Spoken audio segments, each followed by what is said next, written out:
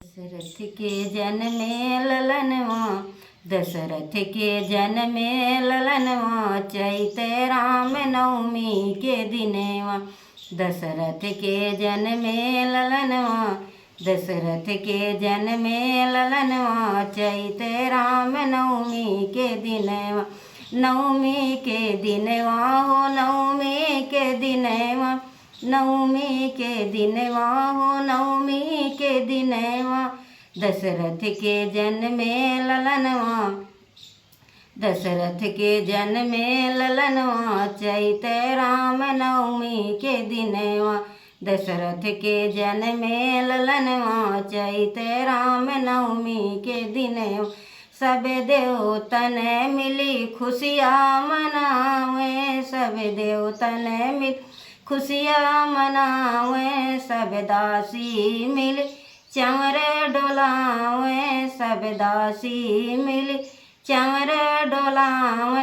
नारद गावे सगुनवा, नारद गावे सगुनवा, चैत राम नवमी के दिनवा।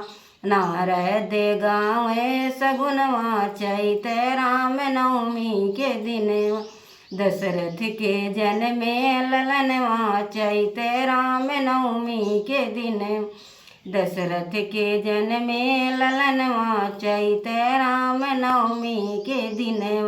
सब नर नारी मिली आरती उतारे, सब नर नारी मिली आरती उतारे। सुंदर ललना के मुखड़ा निहारे, सुंदर ललना के मुखड़ा निहार।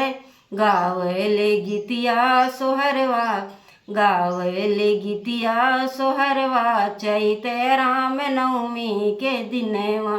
गावले गीतिया सोहरवा, चैत राम नवमी के दिन।